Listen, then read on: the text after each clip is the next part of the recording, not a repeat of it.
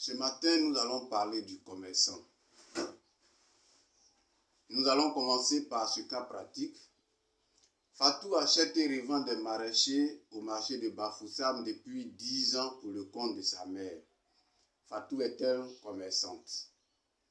En d'autres termes, quelles sont les conditions à remplir pour avoir la qualité de commerçant?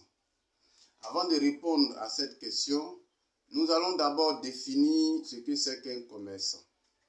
Et l'article 2 de l'acte uniforme de l'OHADA portant droit commercial général dispose: un commerçant, c'est lui qui fait de l'accomplissement d'actes de commerce par nature sa profession.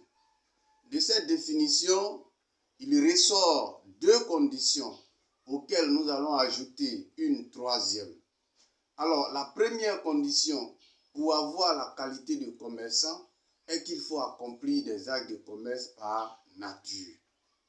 L'acte de commerce par nature est celui par lequel une personne s'entremet dans la circulation des biens qu'elle produit ou achète, ou par lequel elle fournit des prestations de services dans l'intention d'en tirer un profit pécuniaire.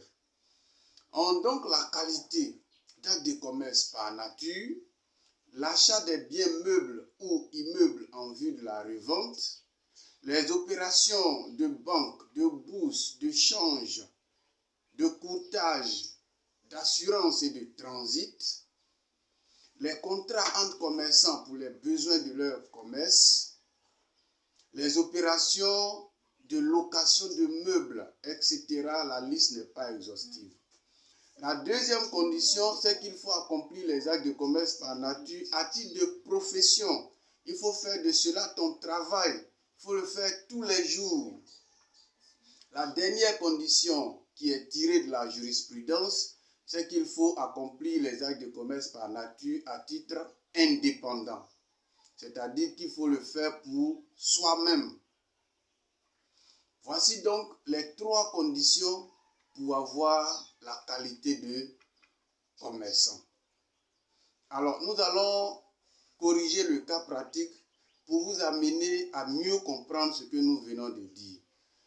On dit que Fatou achète et revend des maraîchers au marché de Bafoussam depuis 10 ans pour le compte de sa mère. Est-ce que Fatou est commerçante?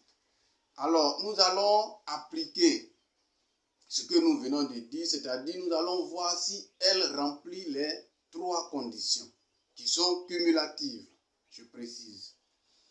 La première condition, c'est qu'elle doit accomplir des actes de commerce par nature. Le cas pratique nous dit que Fatou achète et revend des maraîchers. Cela correspond à l'achat de biens meubles ou immeubles en vue de la revente. C'est dire donc que la première condition est remplie. La deuxième condition dit que Fatou doit faire cette activité à titre de profession. Et le cas pratique nous dit que Fatou exerce cette activité depuis 10 ans. On peut donc dire que cela constitue sa profession. Et donc cette deuxième condition est remplie. La dernière condition dit que Fatou doit exercer cette activité à titre indépendant. C'est-à-dire qu'elle doit le faire pour elle-même. Or, le cas pratique nous dit que Fatou accomplit cette activité pour le compte de sa mère. Et donc, cette dernière condition-là n'est pas remplie. Par conséquent, on peut dire sans se tromper que Fatou n'est pas commerçante. Si cette vidéo vous a plu, partagez et j'attends vos commentaires. À bientôt.